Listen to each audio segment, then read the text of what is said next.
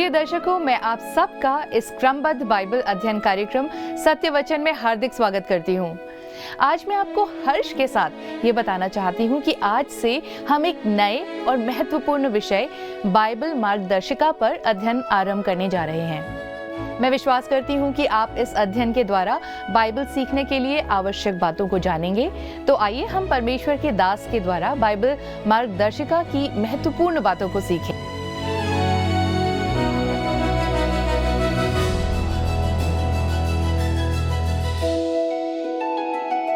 प्रिय मित्रों, हमारे उद्धारकर्ता प्रभु यीशु मसीह और हमारे परमेश्वर पिता का अनुग्रह और पवित्र आत्मा की सहभागिता आप सभी पर बनी रहे। आप सभी को सत्य वचन की पूरी टीम की ओर से प्रभु यीशु मसीह में प्रेम भरा नमस्कार। दोस्तों, मुझे यह घोषणा करते हुए बहुत हर्ष और आनंद हो रहा है कि आज से हम परमेश्वर के संपूर्ण वचन बाइबल का अध्ययन आरंभ करने जा रहे हैं। यह अध्ययन बाइबल की सभी पुस्तकों, अध्यायों तथा उसके एक एक पद की व्याख्या करने में आपकी सहायता और अगुवाई प्रदान करेगा। मैं आपसे निवेदन करना चाहता हूं कि आप अपने पूरे परिवार के साथ आत्मिक जीवन में दृढ़ और मजबूत बनने के लिए प्रतिदिन इसमें शामिल होने का निश्चय करें, एक डिसीजन लें, ताकि हम सब मिलकर परमेश्वर के वचन का अध्ययन कर सकें। आज सबसे पहले हम बाइबल को पढ़ने और उसका अध्ययन करने के मार्गदर्शन या गाइडलाइन पर ध्यान देने जा रहे हैं कि इस बात में हमारी सहायता कर सके कि आप किस प्रकार से बाइबल का अध्ययन कर सकते हैं। हमें बाइबल का अध्ययन कैसे करना चाहिए, कैसे आप कुछ भेदों को समझने का प्रयास कर सकते हैं तथा कुछ नियमों को ध्यान में रखते हुए अध्ययन करना हमें चाहिए, जिससे कि हम वचन के सही अर्थ को समझने से भटक ना जाए। तो चलिए मित्रों, हम प्रार्थना के साथ आरंभ करते हैं कि परमेश्वर का आत्मा इस सत्य वचन बाइबल अध्ययन की लंबी यात्रा में हम सभी की अगुवाई करे। आइए प्रार्थना करें। हमारे स्वर्गीय पिता, हम धन्यवाद देते हैं कि प्रभु आपने ये फिर से अवसर दिया है कि हम आपके वचन पवित्र बाइबल का अध्ययन आरंभ कर सकते हैं। हम सभी प्रभु हमारे सारे दर्शकों के साथ अपने आप को, अपने बुद्धि, ज्ञान, समझ को, अपने जीवन को आपके हाथों में सौंपते हुए विनती प्रभु यीशु क्रिस्त के नाम से मांगते हैं, आमीन। दोस्तों, सबसे पहले ये प्रश्न सामने आता है कि क्या ये बाइबल महत्वपूर्ण है? मित्रों, हम एक ऐसे संसार में रहते हैं जिसके सभी क्षेत्रों और स्थान में जीवन जीने और व्यवहार करने के लिए कोई न कोई सिद्धांत या मानक तय नहीं है। मूलभूत रूप से या आधारभूत रूप से हम यह कह सकते हैं कि हम एक ऐसी व्यवस्था के अधीन हैं जिसे आप बहुमत के आधार पर नैतिकता कह सकते हैं, या कुछ ऐसा ही आप अनुमान लगा सकते हैं, जो हमारे आपसी व्यवहार के मानक या मापदंडों को निर्धारित करता है। यह वास्तव में हमारे संसार के बारे में हमारी सभी जानकारियों के विपरीत है। उदाहरण के लिए, भौतिकी के दृष्टिकोण से हमारे संसार में निश्चित मानक तय किए गए हैं। हमारा संपूर्ण ब्रह्मांड किसी निश्चित सिद्धांत के आधार पर टिका हुआ है, और यही कारण है कि हम आज अंतरिक्ष में एक ऐसे यान को भेज पाते हैं, और यही कारण है कि हम एक छोटे से यान को अंतरिक्ष में एक निश्चित समय पर और एक निश्चित स्थान पर निश्चित समय के लिए भेज पाते हैं, क्योंकि हमारे पास भौतिकी के नियम और सिद्धांत हैं और हम उसके आधार पर ऐसा कर पा रहे हैं। उसी प्रकार दोस्तों, विज्ञान में चाहे वनस्पति शास्त्र हो या जीव विज्ञान हो, मनोविज्ञान हो या खगोल शास्त्र हो, यहाँ तक कि गणित और यांत्रिकी अर्थात इंजीनियरिंग में भी हमारे जीवन के सभी भौतिक पहलू पूर्णतः अपरिवर्तनशील और व्यवहारिक नियमों के द्वारा नियंत्रित होते हैं या नियंत्रित किए जाते हैं। परंतु जब आप भौतिकी से आध्यात्मिक जीवन में आते हैं, तब आपके पास उसी प्रकार एक संसार है जिसमें भी निश्चित और निर्धारित नियम ठहराए गए हैं। यद्यपि ऐसा प्रतीत होता है कि नैतिक संसार में हम बिना किसी नियमावली के जीवन जीना चाहते हैं, हम बिना किसी मानक के जीवन जीना चाहते हैं तथा अपने मन और अपनी सोच के आधार पर स्वयं के अपने मानक हम तय करना चाहते हैं। परंतु दोस्तों, ऐसा असंभव है। जैसे हम सिद्धांतों के बिना भौतिक आयाम के साथ सामंजस्य नहीं बना सकते, ठीक उसी प्रकार हम नैतिक और आध्यात्मिक परिक्षेत्र में भी व्यवस्था या नियमों के बिना सामंजस्य नहीं बना सकते। परमेश्वर के द्वारा हमारे जीवन में एक नैतिकता का निर्माण किया गया है।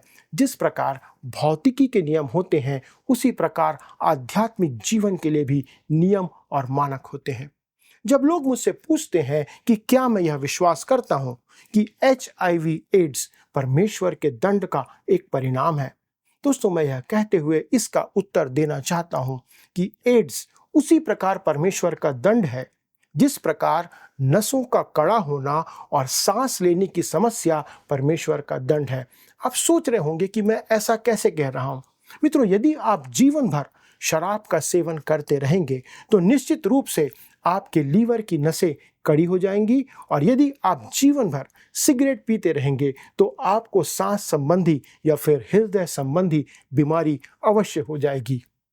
और यदि आप परमेश्वर द्वारा निर्धारित नैतिकता के नियमों का उल्लंघन करेंगे तो बहुत संभावना है दोस्तों कि आपको यौन रोग का या एड्स हो जाएगा। आपको याद होगा दोस्तों कि बाइबल जो है वो बोने और काटने के एक अटल नियम के आधार पर हमसे बातें करती हैं।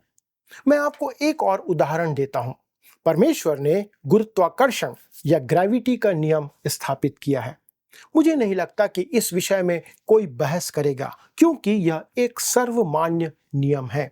भले ही आप गुरुत्वाकर्षण पर या ग्रेविटी पर विश्वास ना करें, या आप फिर उसे पसंद ना करें, या आप उसे मानना ना चाहें, आप एक नास्तिक होने के कारण शायद परमेश्वर द्वारा स्थापित इस गुरुत्वाकर्षण के नियम का इनकार भी कर सकते हैं, परंतु इससे कोई फर्क नहीं पड़ता कि आप क्या सोचते हैं, आप क्या मानकर चलते हैं। अगर आप किसी बिल्डिंग से कूद जाते हैं तो यकीनन इस गुरुत्वाकर्षण के नियम के कारण आप नीचे गिरेंगे और आपको चोट लगेगी। आपके पास बचने का कोई अवसर या उपाय नहीं होगा। दोस्तों, प्रश्न यह नहीं है कि आप क्या मानकर चलते हैं, परंतु यह है कि वह एक अटल नियम है और आप उससे बाहर नहीं जा सकते। अगर आप इसे परखने का प्रयास करेंगे तो यह प्रभावशाली हो जाएगा, एक्टिव हो जाएगा और आपके जीवन पर काम करेगा। दोस्तों, यही बात नैतिकता और आत्मिक क्षेत्र में भी लागू होती है, तथा जीवन को इससे अलग करके यह मान लेना कि हमारे पास भौतिक ब्रह्मांड है जिसमें निश्चित एवं निर्धारित सिद्धांत हैं जिनका उल्लंघन नकारात्मक परिस्थितियों के बिना नहीं किया जा सकता। और इस आधार पर यह मान लेना कि जब आप नैतिक या आध्यात्मिक संसार में प्रवेश करते हैं तो ऐसा नहीं होगा, पर यह ब्रह्मांड को एक असंभव तरीके से दो भागों में विभाजित कर देता है। मित्रों, आप नैतिकता के सिद्धांत खोजने के लिए कहां जाएंगे? किस पर विश्वास करेंगे? आप किस आधार पर मानव व्यवहार के निश्चित मापदंडों को या उसके नियमों को निर्धारित कर सकते हैं? सरल शब्दों में यदि कहा जाए तो सही और गलत का फैसला करने के लिए आप कहां जाएंगे, किसके पास जाएंगे? मित्रों, मुझे तो बस एक ही स्रोत के बारे में पता है और वो है परमेश्वर का वचन, बाइबल। दोस्तों, मेरे विचार में जितनी पुस्तकें लिखी गई हैं उन सब में बाइबल सबसे अधिक अनचाही पुस्तक है आज संसार में। इस पर जितने प्रहार अब तक किए गए हैं, शायद ही इतने प्रहार किसी अन्य पुस्तक पर कभी किए गए हों। तो भी संपूर्ण संसार में इस बाइबल ने अनेक लोगों का परिचय सत्य से, सच्चाई से कराया है, और लाखों लोगों को अब भी यह सच्चाई से उनकी भेंट कराते आ रही है। ऐसी पुस्तक जिसने मानव जाति के परिवारों पर ऐसा महान प्रभाव डाला है कि निश्चित ही यह पुस्तक सभी स्त्री और पुरुषों के द्वारा बौद्धिक चिंतन की अपेक्षा करती है कि हम सब बुद्धि के साथ इस पर मनन करें। अपनी मृत्यु शैया पर पड़े एक परमेश्वर के महान दास सर वॉल्टर स्कॉट ने अपने मित्र से कुछ पढ़कर सुनाने को उनसे कहा। उनके मित्र ने उन्हीं के द्वारा रचित लिखी गई पुस्तकों को निहारते हुए जिज्ञासा से उनसे पूछा, कौन सी पुस्तक पढ़कर सुनाओ? इस पर उन्होंने कहा, आप ऐसा क्यों पूछ रहे हैं? पुस्तक तो बस एक ही है और वो बाइबल है, उसे ही ले आओ। दोस्तों, हर एक मरते हुए मनुष्य के लिए केवल एक ही पुस्तक है, परंतु जो जीवित है उनके लिए भी यही एकमात्र पुस्तक है जो पढ़ी जाए। अधिकांश मनुष्य अपने जीवन के अंतिम समय तक या किसी बहुत बड़ी समस्या में पड़ जाने तक वे बाइबल में कभी रुचि नहीं लेते हैं। इस कारण दोस्तों, यह एक अद्भुत बात है कि ऐसी विषम परिस्थितियों में आपको शांति देने वाली एक अद्भुत पुस्तक हमारे पास आज उपलब्ध है। साथ ही आपको जीवन जीने की संपूर्ण शक्ति प्रदान करने के लिए भी यही एकमात्र पुस्तक है। यही एकमात्र पुस्तक है बाइबल, जो जीवन की कठिन परिस्थितियों का सामना करने और जीवन में आने वाले सभी झटकों को सहने की सामर्थ्य प्रदान करती है। बाइबल किसी भी अन्य पुस्तक से अलग है, भिन्न है, अलहदा है। मित्रों, इस पुस्तक बाइबल ने संसार के अनेक महान लोगों को प्रभावित किया है, जिसके फलस्वरूप उन्होंने प्रत्यक्ष और अप्रत्यक्ष रूप से संसार को भी प्रभावित किया है। मैं आपके साथ उसके कुछ उदाहरण आज साझा करना चाहता हूं। एक बार अफ्रीका का एक राजकुमार इंग्लैंड आया और वह महारानी विक्टोरिया से मिलने गया। तब उस राजकुमार ने महारानी विक्टोरिया से एक बहुत ही महत्वपूर्ण प्रश्न पूछा। वो प्रश्न था, इंग्लैंड की महानता का भेद या राज क्या है? इस पर महारानी विक्टोरिया ने एक बहुत ही सुंदर बाइबल निकालकर उस राजकुमार को भेंट कर दी और इंग्लैंड की महानता का कहा यही भेद है। उन्होंने कहा कि इंग्लैंड की महानता का भेद यही पुस्तक है, बाइबल है। मित्रों, मैं सोचता हूं कि क्या आज इंग्लैंड का संसार में दूसरे या तीसरे दर्जे का देश होने का कारण यह सच्चाई नहीं है कि इंग्लैंड अब या आज परमेश्वर के वचन से दूर होता चला जा रहा है, या कहें दूर हो गया है। इंग्लैंड के एक प्रधानमंत्री ग्लैडस्टोन, जो संभवतः ब्रिटेन के अब तक के सबसे महान कानूनी विद्वानों में से एक रहे हैं, उन्होंने कहा था, आज के प्रश्नों और समस्याओं पर अगर हम बातचीत करें तो बस एक ही उत्तर है, और वह है सुसमाचार। वही सब कुछ ठीक कर सकता है और करेगा भी। मुझे यह कहते हुए अत्यधिक प्रसन्नता होती है कि ग्रेट ब्रिटेन के सारे प्रमुख अधिकारी मसीही हैं। और इसके आगे वे जोड़ते हुए कहते हैं, मैं जन सेवा के पद पर 58 वर्षों से हूं। अब तक की सभी ब्रिटिश सरकार के 11 कैबिनेटों में मैं रहा हूं। उन 47 वर्षों में 60 विद्वानों के साथ मैंने कार्य किया है, जिनमें से 5 लोगों को छोड़कर बाकी सभी मसीही थे। दोस्तों, यह उनका कथन है। मित्रों, यह मेरा व्यक्तिगत विचार है कि आज संसार की सभी समस्याओं का मूल कारण यह है कि शीर्ष पर, सबसे ऊपर पर आज बहुत कम मसीही या परमेश्वर का भय मानने वाले अगुवे पाए जाते हैं, और ऐसे बहुत कम हैं जिन्हें परमेश्वर के वचन का ज्ञान है। दोस्तों, आप जानते होंगे कि माइकल फैराडे, जो बिजली और चुंबकत्व की खोज करने वाले इंग्लैंड के 19वीं शताब्दी के एक महान वैज्ञानिक थे, उन्होंने कहा था, एक मनुष्य कभी भी कैसे पथभ्रष्ट हो सकता है जब उसके पास मार्गदर्शन के लिए परमेश्वर प्रदत्त, परमेश्वर द्वारा दी गई एक सर्वोत्तम पुस्तक बाइबल उपलब्ध है। इसी प्रकार 20वीं शताब्दी के प्रसिद्ध वैज्ञानिक, भौतिक शास्त्री, गणितज्ञ और खगोल शास्त्री सर आइजक न्यूटन ने कहा था, यदि परमेश्वर का वचन बाइबल सत्य है तो भविष्य में एक समय आने वाला है जब मनुष्य 75 किलोमीटर प्रति घंटे की रफ्तार से भी तेज यात्रा कर सकेगा। दोस्तों, सर आइजक न्यूटन के कथन पर एक फ्रांसीसी संशयवादी वाल्टियर ने कहा था, बेचारा आइजक बुढ़ापे में सटिया जाने के कारण ऐसी भविष्यवाणी कर रहा है। पर दोस्तों, इससे प्रकट होता है कि बाइबल अध्ययन और बाइबल एक वैज्ञानिक की सोच पर किस प्रकार का प्रभाव डाल सकती है, और डाला था। दोस्तों, यह बहुत रोचक तथ्य है कि संसार के कुछ महान राष्ट्राध्यक्षों ने परमेश्वर के वचन बाइबल के बारे में अपने विचार प्रकट करते हुए बहुत कुछ कहा है।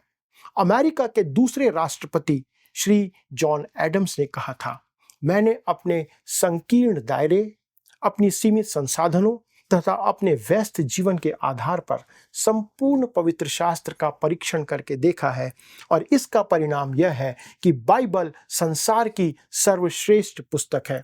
इसमें मेरे द्वारा देखे गए सभी पुस्तकालयों की तुलना में मेरा छोटा सा दर्शन अधिक है, और इसके कुछ अंशों को मैं अपने छोटे से दर्शन के साथ नहीं मिला सकता, इसलिए मैं उन्हें आगे के परीक्षण के लिए छोड़ देता हूं। दोस्तों, एक अन्य अमेरिकी राष्ट्रपति श्री जॉन किंग्स एडम्स ने कहा था, एक विश्व पुरुष के रूप में मैं संसार के लोगों से कहता हूं या कहना चाहता हूं, और मैं आपसे भी कहता हूं कि पवित्र शास्त्र बाइबल की खोज करें, अर्थात उसको पढ़ें और उसकी बातों को जानने का प्रयास करें। मित्रों, बाइबल संसार की सभी पुस्तकों से अधिक पढ़ने योग्य पुस्तक है, जिसे सभी उम्र और वर्ग के मनुष्य हर परिस्थिति में पढ़ सकते हैं। यह केवल 1 या 2 बार पढ़कर किनारे रख देने के योग्य नहीं है, परंतु इसे प्रतिदिन पढ़े जाने के लिए ये हमें दी गई है कि हम प्रतिदिन इसको पढ़ें, इसका अध्ययन करें। बाइबल पढ़ने वाले मनुष्य संसार के वे सभी महान राष्ट्राध्यक्ष हुए हैं जिन्होंने अपने देश को उच्च स्तर पर पहुंचाया, देश को युद्ध में जाने से बचाया तथा जन सामान्य लोगों की परेशानियों को हल करने में वे सफल रहे, क्योंकि वे इसके अध्ययन पर बने रहते थे।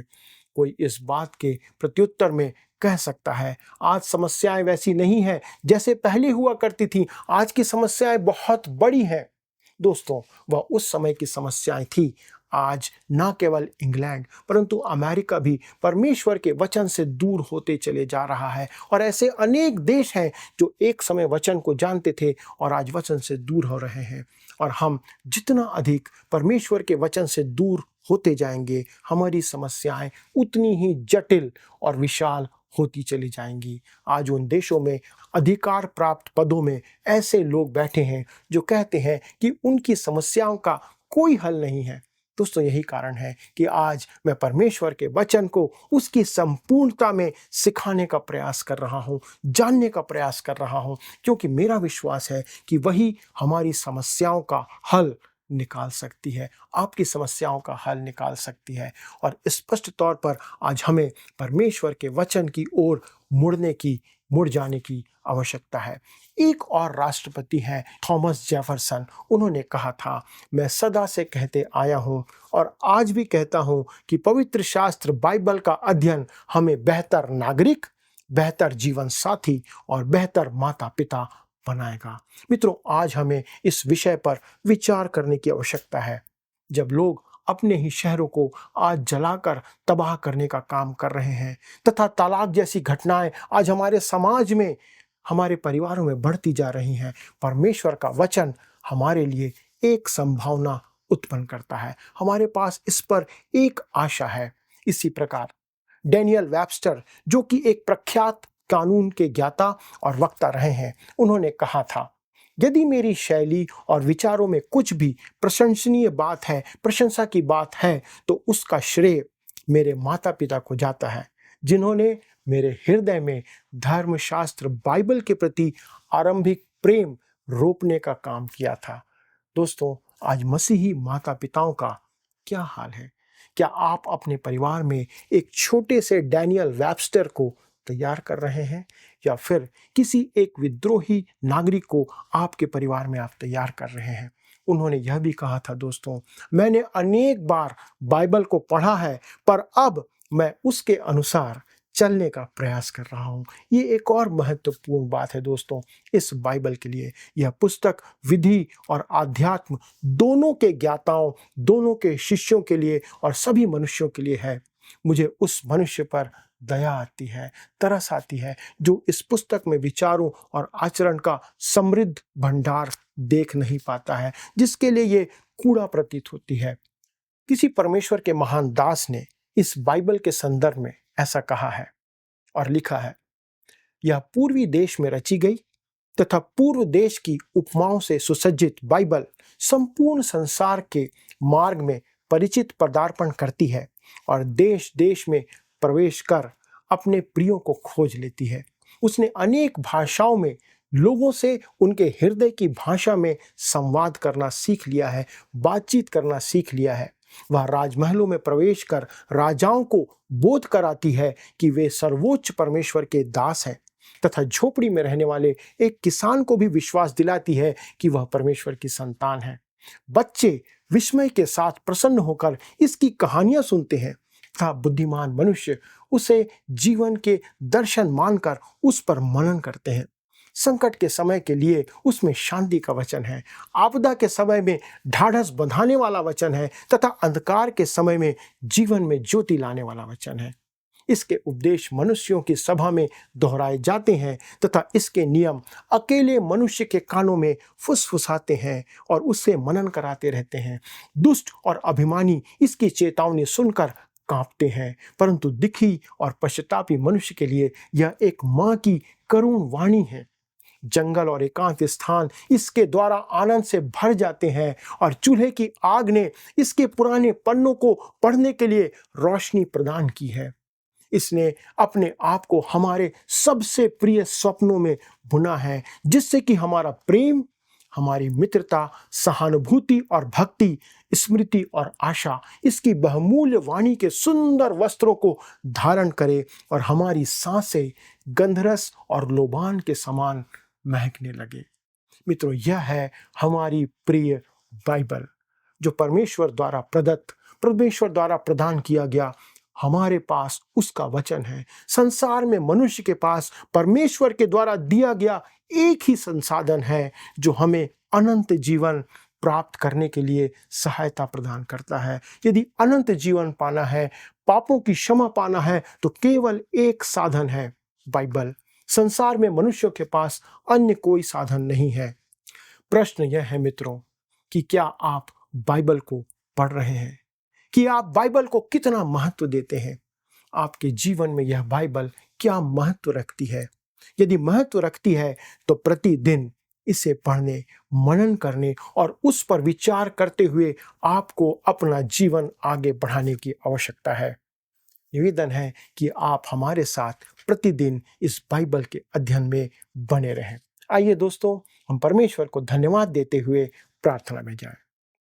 हमारे स्वर्गीय पिता, हम धन्यवाद देते हैं कि आपने मनुष्यों के हाथों में एक उत्तम पुस्तक दिया है जिसका नाम है बाइबल, जिसे हम धर्मशास्त्र कहते हैं। प्रभु, जो आपके वचन है और वो वचन जो देहधारी हुआ, वो वचन जो आपने कहा, प्रभु धन्यवाद देते हैं इस सुंदर वचन के लिए जो आज हमारे हाथों में है। प्रभु जी, हम आपसे विनती करते हैं, अनुग्रह करना कि हमारी इस यात्रा को प्रभु आप लेकर आगे चलें, हर एक विरोधों को दूर करें और हमारे दर्शकों के लिए प्रार्थना करते कि प्रभु उनकी उपस्थिति इस अध्ययन में, इस कार्यक्रम में आशीष का कारण हो। प्रभु, वो बातें जो भेद हैं आप उन पर प्रकट करें और जो उन्हें आप सिखाना चाहते हैं उसमें उनकी अगुवाई करें। सारी बातों में प्रभु आपको धन्यवाद देते हुए इस विनती को हमारे उद्धारकर्ता प्रभु यीशु क्रिस्त के नाम से मांगते हैं, आमीन। दोस्तों, प्रभु आप सभी को आशीष दे। धन्यवाद। मित्रों, आज के अध्ययन में हमने बाइबल की मार्गदर्शिका के पहले भाग को देखा है। हमने देखा कि बाइबल क्यों महत्वपूर्ण है। आज हम सब ने संक्षिप्त में जाना कि बाइबल कैसे हमारे जीवन के लिए आवश्यक है। बाइबल देश के वैज्ञानिकों, राजाओं, राजनेताओं और सभी प्रकार के लोगों के लिए आवश्यक है, क्योंकि इसमें जीवन है जो हमारे जीवन को बदलता है।